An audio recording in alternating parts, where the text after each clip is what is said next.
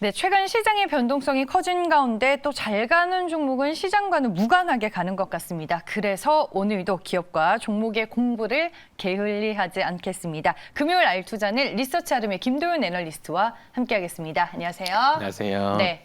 기분 좋은 마음으로 오늘 종목 리뷰로 시작을 하겠습니다. 네. 11월 19일에 소개해 주셨던 핑거가 네. 목표 주가 26,000원 넘어섰고 어제 장중에 한 28,500원까지 갔더라고요. 네. 네, 다행히 그때 말씀드렸던 저희가 투자 포인트로 말씀을 드렸던 이 독도버스의 이제 사전 예약 수가 이제 1차에 36,500명을 모집을 했는데요. 하루 만에 좀 모집이 완료가 되면서 흥행 기대감이 좀 부각이 되는 그런 모습입니다. 일단 단기적으로 적정 주가에 빠르게 올라왔고 1차적으로 급등한 것에서 조금 부담스러우실 수 있는 것도 사실이지만 사실 어제 장을 보셨을 때는 메타버스나 NFT 관련주들이 좀 많이 빠졌잖아요. 맞아요. 네. 그런 상황에서 좀 차별화가 됐다는 모습을 좀 저희가 주목을 해보실 수가 있으실 것 같고요. 아무래도 옥석 가리기가 시작이 되게 됐을 때는 NH투자은행이라는 이제 NH농협은행이라는 상당히 좀 좋은 파트너를 확보한 것이 플랫폼 가치가 좀 부각이 될 수도 있다는 그런 판단이고요. 아무래도 전체 테마와 좀 디커플링되는 모습을 보여줬기 때문에 신규 진입은 조금 좀 유보를 하시더라도 기존에 홀딩하시던 분들 절반 정도 뭐 익절을 하셨더라도 일부는 좀 가져가시는 것도 유효하다는 그런 판단이고요. 특히나 좀 실적이 좀 뒷받침이 되고 있거든요.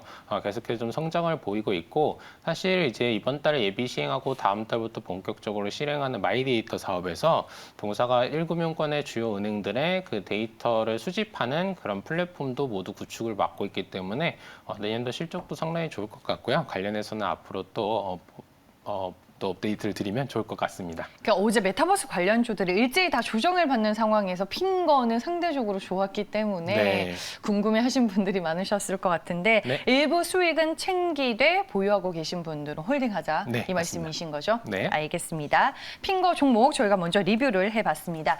이제 본론으로 들어가서 알투자 오늘 우리가 공부해볼 관련 기사는 뭔지 함께 보시죠. 네, 미국의 ISM 제조업 지수 얘기를 해야 될 것 같습니다. 18개월 연속 확장세가 확인이 됐는데 자세한 기사 내용 확인해 보시죠. 네, ISM 제조업 지수, PMI 지수 전체적으로 제조업 지수가 견조한 게 확인이 되는 것 같습니다. 재고 보충이나 공급망이 개선될 경우 경제 성장률에 적극적으로 기여할 것이다. 이런 전망들이 있는데 미국 ISM PMI 지수 이게 좀 시장에서 중요한 부분인가요? 네, 안 그래도 오늘 좀 간략히 그냥 말씀드려야 할 것 같은데요. 신규 주문, 생산, 고용, 공급자, 배달, 재고 이 5가지 지수를 좀 평균을 해서 네. 계산을 한다고 하고요. 기본적으로 미국 경기 판단에 활용되는 지표 중에서 가장 중요한 지표 중에 하나라고도 여겨진다고 합니다. 기본적으로 50 이상이면 좀 확장 국면이고 50 미만이면 좀 축소 국면이다. 이렇게 좀 바라봐 주시면 될 것 같습니다. 알겠습니다. 그러면 국내외 제조업 현황은 최근에 지표를 봤을 때 좀 어떤 상황이에요? 네, 일단 이제 최근에 네. 수출 데이터가 좀 나왔는데요. 아마 이제 상당히 좋게 나왔고 11월 수출이 YOY로 32%가 증가를 했고 또 물량 증가가 한 8% 정도 확인이 됐다고 합니다. 당장 나온 수치만 놓고 보면 사실 좋다고는 하는데 사실 시장에서 앞으로 좀 부정적인 전망도 나오고 있는 것도 사실이고요. 부정적 전망 나오는 배경은 이제 오미크론발 이제 공급망에 좀 부정적인 영향을 미칠 수 있다 이런 판단인데 사실 셧다운으로 이어져야 실질적으로 부정적인 영향을 미치기 때문에 또 현재 상황에서 셧다운까지 이어질 것으로 보여지지는 않는 것도 사실이고요. 또 기사에서 확인하셨던 미국 쪽도 상당히 잘 나오고 있고 중국도 예상치를 상회하는 지수가 나왔기 때문에 현재 지수로만 봤을 때는 주관적인 판단을 빼고 객관적으로 지표만 봤을 때는 상당히 좀 좋은 모습을 보이고 있는 것이 사실인 것 같습니다. 네, 알겠습니다. 그러면 PMI 외에 또 네. 시장에서 주목해서 봐야 할 만한 지표가 있을까요? 네, 아무래도 좀 논쟁이 있는 만큼 이런 지표들을 더 좀 찾아봤는데요. 이제 국내 캐펙스 투자의 선행 지표 중 하나로 이제 일본 공작기계 수주액이 좀 있는데요. 사실 이 데이터 좀 최근에 주목들 많이 안 하시는 것 같은데 이제 올해 1월부터 9월까지 사실 전년 동기 대비로 한 75% 증가를 했고요. 사실 어제 이제 10월 달 데이터가 나왔는데 우려와 달리 이제 QOQ로도 3% 증가를 했고 YOY로는 80% 증가한 그런 데이터가 나오게 되면서 특히나 주목해 볼 만한 점은 이제 일본 내수 물량보다 이제 수출 물량이 한 13.7% 증가를 했기 때문에 세계적으로 이런 제조업 캐펙스의 선행 지표는 상당히 좋다. 이렇게 좀 정리를 할 수 있을 것 같습니다. 네, 알겠습니다. 이제 뭐 앞으로가 더 중요할 것 같은데 네. 그러면은 제조업과 관련된 전망은 좀 어떤가요? 네, 여전히 뭐 공급망과 관련해서 정상화가 좀 진행이 되고 있다 이렇게 좀 볼 수가 있을 것 같고요. 뭐 크게 좀 두 가지 문제가 좀 이슈가 되는 것 같습니다. 노동력 공급 문제와 뭐 원자재 가격 상승 이 두 가지 이슈가 좀 있는 것 같은데 노동력 문제는 좀 점차 해소가 되는 것 같습니다. 뭐 이제 글로벌리 셧다운적인 모습들도 좀 완화가 된 부분이고 미국에서도 고용 지표들이 잘 나오고 있고요. 원자재 가격 상승은 오미크론 이슈로 오히려 좀 빠져서 긍정적인 상황이 됐고 사실 오미크론 이슈보다는 이제 그 전부터 전략 비축유 방출 소식들이 계속해서 전해졌었는데요. 역사적으로 봤을 때도 이렇게 이제 비축유를 방출하게 됐을 때는 원유 가격이 하락하는 사례가 더 많았기 때문에 이런 부분들 원유 하락 이제 모멘텀을 작용이 하고 있고 또 중국에서는 전체적으로 원자재 가격 상승을 좀 일정 부분 통제에 들어가는 모습이고요. 무엇보다 이 제조업 긍정적으로 보는 모습은 이제 수요가 상당히 좀 강한 모습입니다. 사실 중고차는 이제 신차는 없어서 못 파는 수준이고 네. 중고차 가격은 너무 오르고 있고요. 가격 정가를 하더라도 이제 수요가 줄어들지 않고 있는 모습을 보이고 있기 때문에 앞으로 사실 기업들 입장에서 이런 수요에 대응하지 않을 이유는 없다라는 판단 좀 해볼 수 있을 것 같습니다. 네, 알겠습니다. 어떻게 보면은 뭐 제조업 쪽이면 경기 민감주, 네. 뭐 시클리컬 업종 네. 이쪽이 포인트가 되는 거예요. 네, 아무래도 투자 포인트 말씀을 드리면 조금 재미없는 섹터일 수는 있을 것 같아요. 하지만 이 기계부품 가공하는 공장기계 섹터가 최근에 좀 이렇게 데이터도 좀 잘 나오고 있는데 사실 기업들 중에서 아직 안 오른 기업들이 상당히 많이 있더라고요. 조금 반영한 그런 기업도 있는데 제조업 경기 업황에 대한 이런 논점이 있는 것은 분명히 사실이기 때문에 오늘 말씀드리는 기업은 이렇게 제조업 경기 업사이클이 왔다라는 판단이 드실 때 이제 네. 주목을 해보시면 좋을 것 같습니다. 알겠습니다. 그래서 오늘 알투자에서는 공작기계 관련주 총 8개로 준비를 해봤습니다. 어떤 관련주들이 있는지 먼저 정리해보고 그 안에서 토픽 종목 만나보겠습니다. 네, 화천기계 있고요. 섬기계공업, 뭐 YG원, EM코리아, 신팩, 화천기공 등등이 있습니다. 딱 이름만 들어도 제조업의 냄새가 네.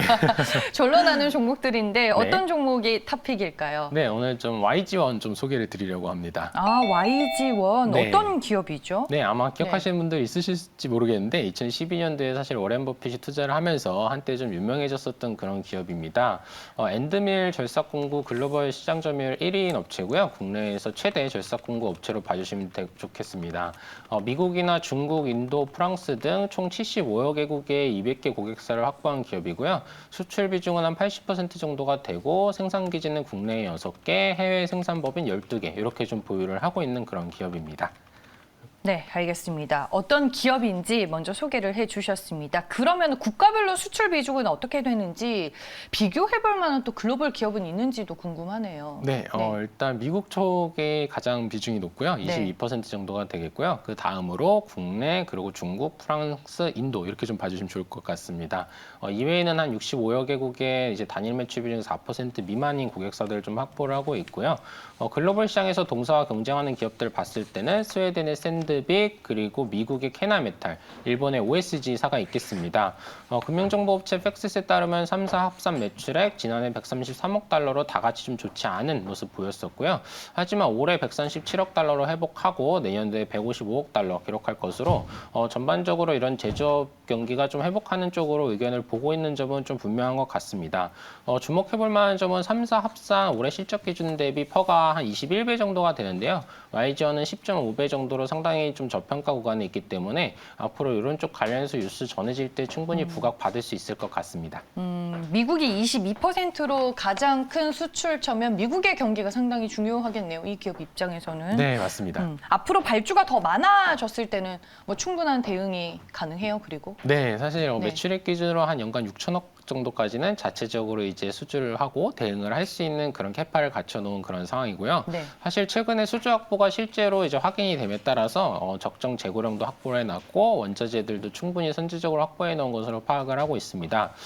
사실 이제 3분기 누적 실적을 좀 말씀드려보고 싶은데 3분기 누적 영업이익 333억 원으로 지난해 이제 적자를 기록한 것에서 크게 돌아선 그런 모습이고요.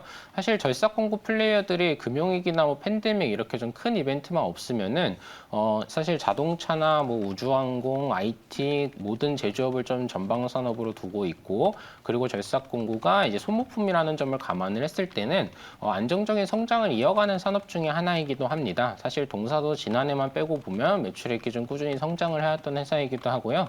이런 부분들 좀 특징적으로 절삭공구 산업을 좀 봐주시면 좋을 것 같습니다. 네, 알겠습니다. 그러면 YG1의 구체적인 경쟁력과 함께 재무 구조도 궁금해요. 네, 사실 경쟁력은 절삭공구 쪽이 워낙에 진입장벽이 높은 그런 산업 중에 하나입니다. 이제 규모의 경제를 이뤄내서 수익성을 가져와야 하는 산업이기 때문에 대규모 투자 자금이 들어가고요. 또 브랜드 인지력이 좀 상당히 중요한 기업입니다. 아무래도 실제 사용하시는 분들이 근로자분들께서 많으신데 이 사용 환경에 상당히 예민하십니다. 뭐 안전 문제도 있고 성과 문제도 있고요. 그렇기 때문에 쓰시던 부품을 계속 쓰시기 때문에 그런 쪽으로 또 이제 브랜드 인지도를 구축하는 것도 상당히 진입장벽이라고 볼 수가 있겠고요. 동사만 보더라도 2013년부터 한 4천억 원 정도를 캐펙스로 투자를 하면서 진입장벽을 구축해 놓은 그런 모습입니다. 아무래도 재무구조는 이자 발생 부채 규모가 좀 큰 것도 사실인데요. 캐펙스가 줄어들고 있다는 점에 분명히 좀 주목을 해보셔야 할 것 같습니다. 2018년도 한 600억 원 규모로 좀 투자를 했는데요. 올해 3분기 누적 기준 365억 원 정도가 되겠고요. 일종의 좀 투자 횟수에 들어갔다는 그런 모습이고 3분기 누적 영업활동 현금 흐름 577억 원으로 앞으로 투자금 좀 줄이고 이 영업활동 현금으로 이제 차입금 좀 갚아나갈 그런 계획인 것으로 좀 파악을 하고 있습니다. 네, 알겠습니다. YG1이라는 종목에 대해서 오늘 알아보고 있습니다. 근데 제가 지금 차트를 켜고 주가를 보니까 9월 이후로 진짜 많이 빠졌네요. 맞습니다. 왜 이렇게 많이 빠졌어요? 네, 사실 저도 그게 좀 이해가 안 가서 네. 오늘 좀 편하게 말씀을 드릴 수가 있을 것 같은데요.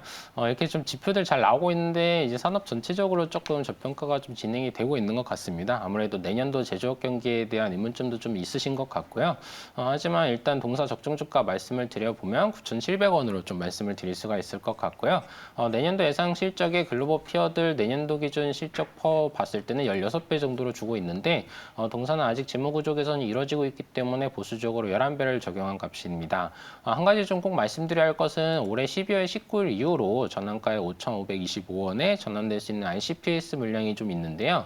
요것들 콜옵션을 이제 그 2세분들이 좀 다 갖고 있기 때문에 사실 크게 부담은 안 되겠지만 사실 개인 투자자분들 입장에서 이렇게 대규모 물량 뭐 전환했다 공시 나오게 되면 좀 투심이 흔들릴 수 있기 때문에 조금 보수적으로 접근하시는 분들께서는 12월 19일 이후에 접근하셔도 좋을 것 같습니다. 네. 네, 알겠습니다. 매매 타점까지 고려해서 말씀을 해주셨습니다. 워낙 이제 이쪽 섹터가 시장에서 좋지 못했기 때문에 최근에 바닥은 다지는 모습들이 확인이 되고는 있습니다. YG1 관심 가지자라고 말씀을 해주셨고요. 적정 주가는 9,700원이라고 제시를 해주셨습니다. 오늘 알투자는 리서치 아름의 김도윤 애널리스트와 함께했습니다. 고맙습니다. 감사합니다.